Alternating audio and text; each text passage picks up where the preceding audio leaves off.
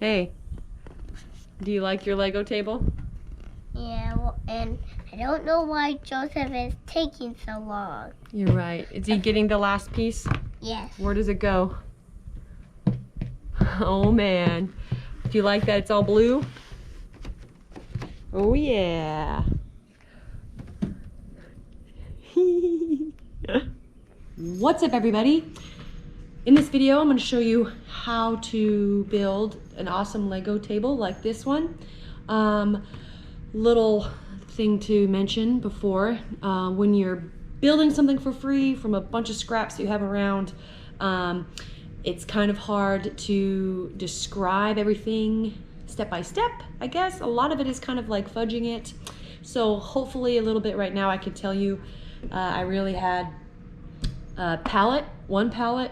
I had leftover pieces from a tabletop that I found by the side of the road, which had the 4 legs and then 2 of these pieces of wood here, while the other 2 on the sides are also pieces of a pallet.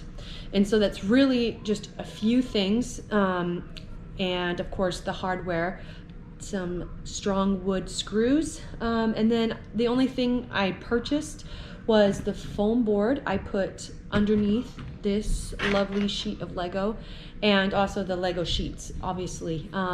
So yeah, I hope you can kind of see how I created it, and I hope that you can do it yourself, because it's super awesome to be able to build something from recycled materials. And yeah, so yeah, hope you enjoy the video.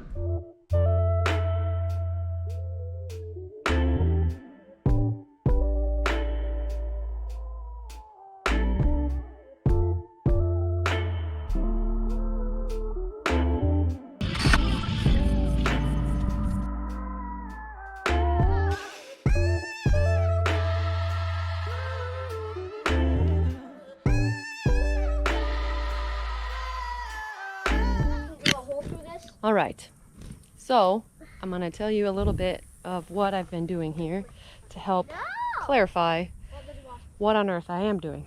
So here we have our pallet. Of course, I attached a 1x6. It's 5 foot long. Here I cut this, or cut it off of the pallets before. It too is about 6 inches, but you know, a little shy. These lovely legs I found on the side of the road from my neighbor. Thank you, neighbor. And what I did was attach it here. Eventually I'm gonna set this back up and I'll attach the legs after I attach this piece here to my legs on this side. So that's we're almost done, I guess. What's hard now, I'm just trying to figure out if I'm going to try to take apart yet another very painful pallet to try and fill these gaps, or if I'm just going to glue on my Lego little pads or whatever, little sheets to fill the gaps and not even worry about it. So much to be decided, but for now we're going to move on to attaching this beam and then the whole entire legs and such to the actual pallet.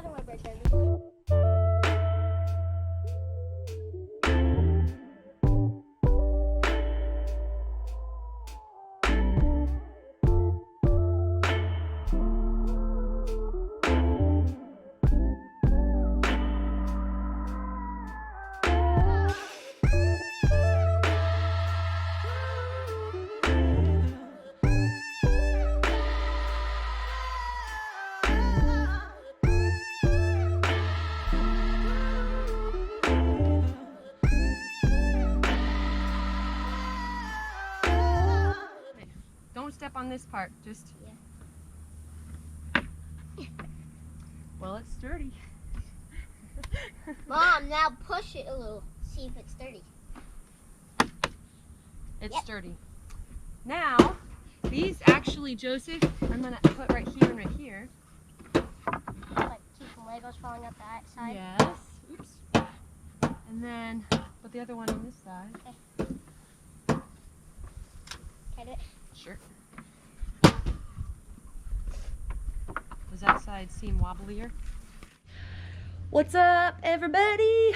I'm going to show you a quick look of how much progress we made on the top. What is so darn annoying about ever doing projects with pallets is tearing them apart, especially if you're a cheapskate like me and you won't buy special tools to do so. So unfortunately, it took me ages to actually fit the rest of the pieces on the top of this, but it turned out pretty cool. We're gonna finish it off today, hopefully by I bought some just like foam poster board to make as a good like underlayer to keep it all nice and even. When you're doing something that you're piecing together, it's likely that it's not going to be perfect or fit well together in every way. So I have a couple things that overhang and things like that. I just didn't care enough to make it look super polished. As long as it's sturdy and holds my kids' Legos, then I'm good. So I'll show you what I've been doing. So here, as you can see, I have little holes kind of missing and different slats that don't fit completely flush, but that is totally fine. Like I said, because we're going to be putting down our lovely foam board, and then I have 10 by 10 little Lego pieces that will glue on top of that. These are little easy, I think they're just roofing nails. What is this? Something like that, pretty sure. Yeah, I made these. I used these for my chicken coop a while back. Anyway, they're just long enough to fit through the super cheap little pieces of pine from the pallet. So yeah, obviously every other, because those are the ones I had to fit in between the pallet pieces. So, well, I realized I think that this is kind of thin, and I'm going to now add another random piece of wood I found laying around is my collection of 2x4s. Just on the inside of this, I can also tell that this is slightly coming in, so I'll correct that when I put that in. Just once again, to make it nice and stable. I currently have 4 kids. 3.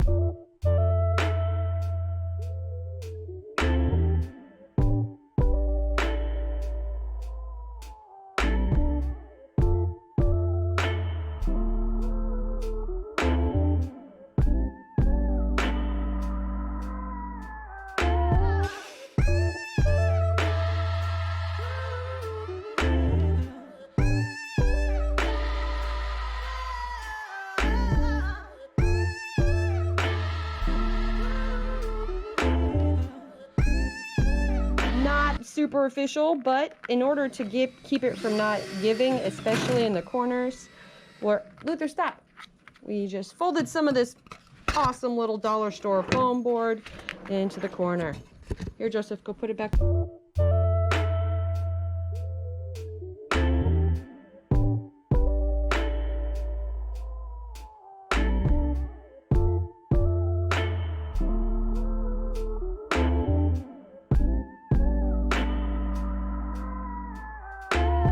I'd show you really fast this before I took off the last package, which I already started. But anyway, this is the kind we got. I was gonna get the knockoff kind, but my husband was like, yeah, no, the bricks won't fit, even though they all claim to fit.